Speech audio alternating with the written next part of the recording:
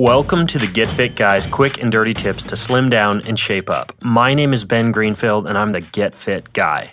If you tuned in to the recent New York City triathlon, you may have heard that there were many heat-related illnesses during the race and 2 tragic deaths. During the 2007 Chicago Marathon, runners were rerouted to a city park and instructed to stop running since the heat was too intense to ensure runner safety.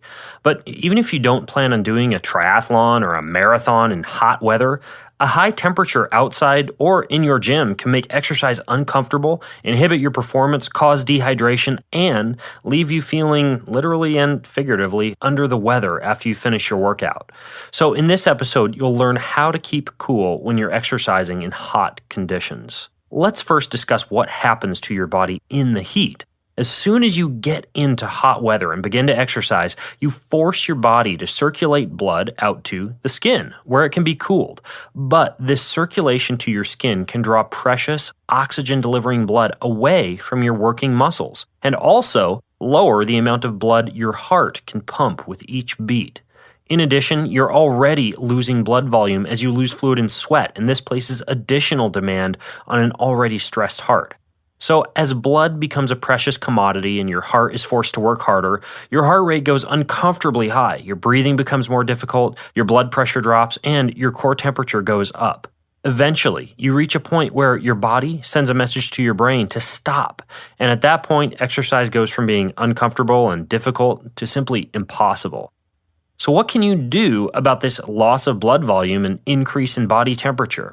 Well, I'm going to give you 5 basic solutions. So here are your quick and dirty tips to stay cool in the heat. Number 1, train your body to maintain a higher blood volume. This is also known as heat acclimation and is the process of training your body to have more blood. It involves a combination of consistent training and heat exposure. Gradual exposure to exercising in hot conditions is one of the best ways to train your body to do this. For example, you could start with just 10 to 20 minutes of jogging, bicycling, or brisk walking in the afternoon heat, and add just 2 to 5 minutes each day as the heat becomes more tolerable. When you combine this with drinking big gulps of water whenever you begin to get thirsty, your body learns to increase blood volume to help you cool. Number 2, increase your sweat rate. Did you know that very fit individuals and athletes produce more sweat? This is an enhanced cooling mechanism that is developed during heat exposure. I've personally found that a very good method for teaching my body how to sweat more is to visit the steam room or sauna and simply sit for 10 to 20 minutes. 2 to 3 weeks before I'm about to go do a triathlon in hot weather, I'll increase my steam room or sauna time up to 45 minutes. But this can be very taxing to your body, so be careful. Number 3, decrease the amount of salt produced in your sweat. Not only do you sweat more as you get fitter and increase your heat exposure, but you also lose less salt in your sweat. Your body actually learns how to hold on to the precious sodium that you need for muscle contractions.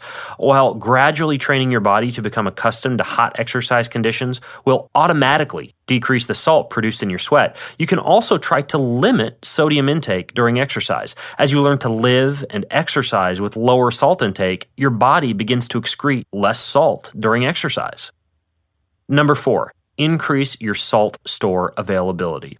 If you're planning on going out to exercise in the heat for a long period of time, such as competing in a hot weather marathon or triathlon, you may need to salt your food for the last few days prior to your event. But this is really only necessary if you're already on a low sodium diet. By adding a little extra salt to each meal or consuming electrolyte tablets that dissolve in water you drink during the day, you can give your body extra sodium stores to rely on during exercise. Number 5, keep your core temperature cooler. Of the 5 heat management solutions I'm presenting to you, this is the most important since you're going to get hot no matter what. There are many strategies you can implement to keep your core temperature cool, but some of the best are, number 1, dump water on your head and splash water on your face.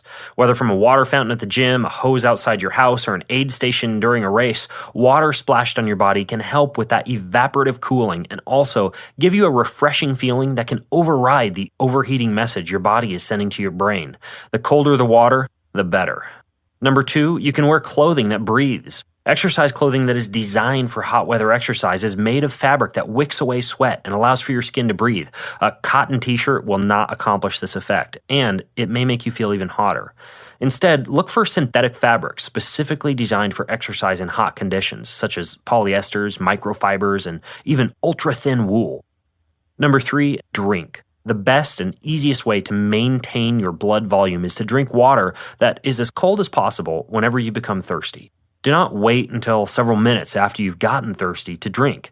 And if you have a long run planned, such as you might do when preparing for a marathon, consider carrying a water bottle with you or running small loops near your house or a park where you can drink water consistently. Number 4, use ice. Not only can ice help keep water cold during warm weather exercise, but it can also be shoved down the front or the back of your shirt, or, as is my habit during the Ironman World Championships in Hawaii, down the back and front of the legs. In addition, you could chew on ice or drink cold slushies to cool your core, as well as wear specially designed arm-cooling sleeves, hats, vests, and gloves. And yes, those do exist. Number 5, limit sun exposure. If you're outside exercising in the heat, try to stay under trees, near fences, behind buildings, and in as many shady spots as possible, since direct sun exposure can significantly affect your body temperature. Ultimately, the human body is incredibly able to adapt to hot conditions, but most importantly, it needs gradual exposure to the heat and adequate water. And for an added advantage, all of the strategies I've described in this episode. So if you have more questions about how to keep cool during exercise in the heat, share them in the comments over on the show notes for this page at getfitguy.quickanddirtytips.com, or you can go to facebook.com/getfitguy. Until next time, this is the Get Fit Guy asking you, what are you waiting for? Go get fit.